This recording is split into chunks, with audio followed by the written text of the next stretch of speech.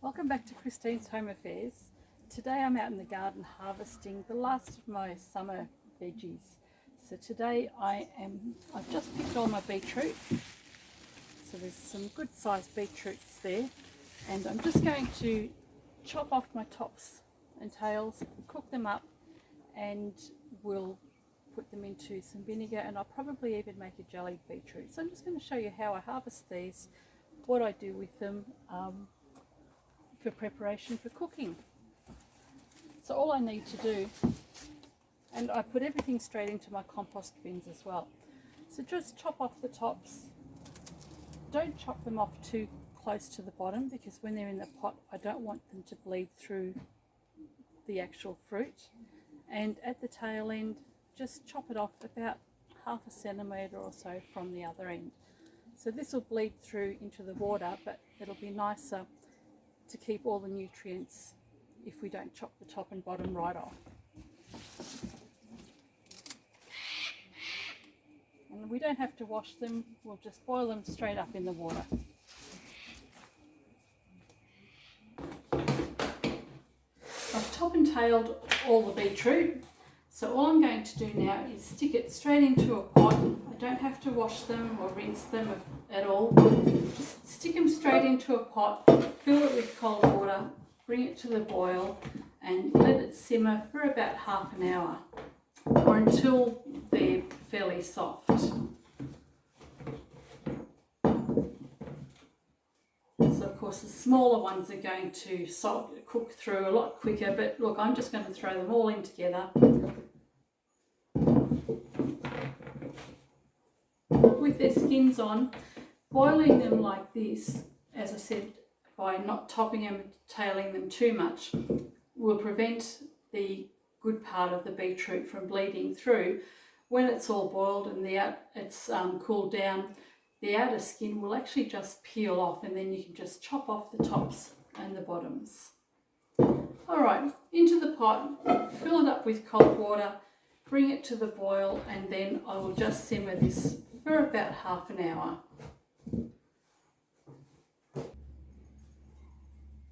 Rightio, the beetroot's been cooked and cooled down, so I'm ready to peel it, but before I do that, what I'm going to do is make my pickling sauce. So what I need is equal parts of apple cider vinegar and water. So I've got a 500ml bottle here, and I'll pour the contents of that into a pot, and 500ml of water,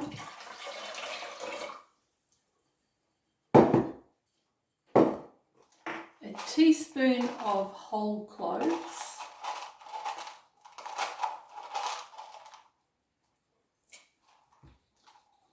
a teaspoon of salt. Now that was a heaped teaspoon. I want a couple of bay leaves,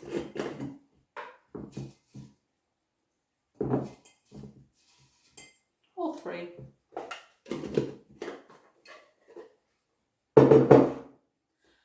Now sweetener is optional. Sometimes the apple cider vinegar can be a little bit too sour, I guess, too tangy. So you can put a little bit of sweetener in if you want to. I'm just going to put about a teaspoon in. This actually goes a long way. It's very, very sweet, so you don't need as much as you would for normal sugar. And the last thing I'm going to put in is some fresh rosemary. So I'll pop all that in the pot. And this can go over to the stove, and I'll wait until I'll bring it to the boil, and then let that simmer just while I'm peeling all of these beetroot.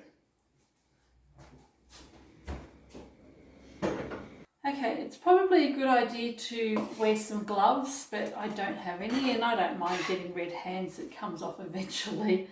So all we want to do is chop off the tops and tails, and then just peel this like you're peeling a potato.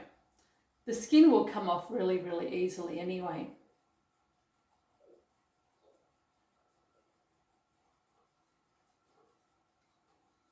And we'll rinse these before we put them in the jar just to make sure there's no bits of skin left on there.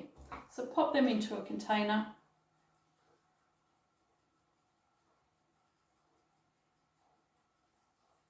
You'll see I've got some quite large ones and some little ones. I'm going to try and put the same sized ones into the jar, and the larger ones I'll actually slice up and do something else with them.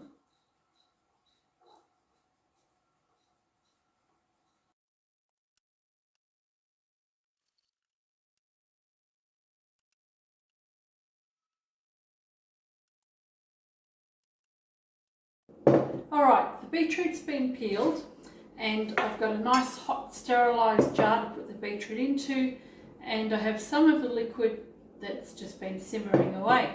So all I need to do now is cut up the beetroot into roughly the same size. Now you can either slice it up or just put it into quarters.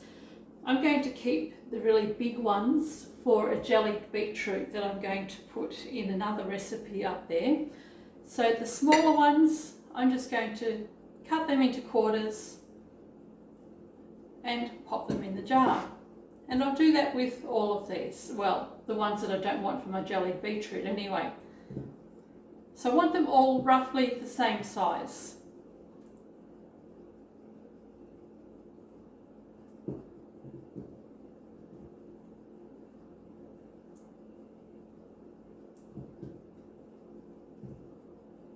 These are really great in salads, just on the side with some meat and veggies.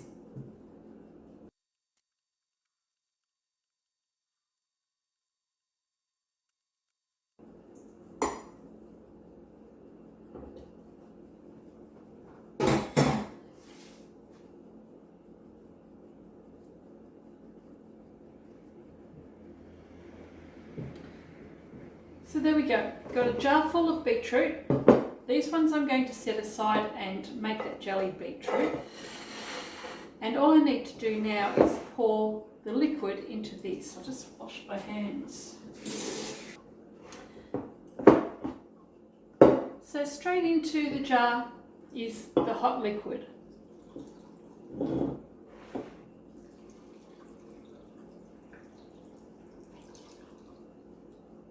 And all the herbs.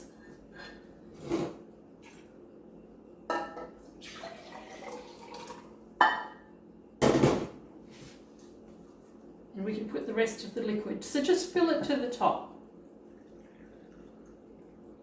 And that will cover the beetroot nicely. It'll marinate it all over the next few days. And I'll pop the rest of those herbs in. So the flavour of the herbs will just infuse through the beetroot, as will the vinegar. Pop a lid on there, let it cool, and then stick it in the fridge and just store it in the fridge. Hope you enjoy this recipe. It's a really quick, simple thing to do with lots and lots of beetroot that you might have left over. Even if you just want to go and give it a go and buy some beetroot from shops at the supermarket and try this out yourself. It's worth doing. It's really nice. Hope you've enjoyed this video. If you'd like to see more or not, hit subscribe or tell me you don't want to see any more. I'll just ignore you anyway. Catch you next time.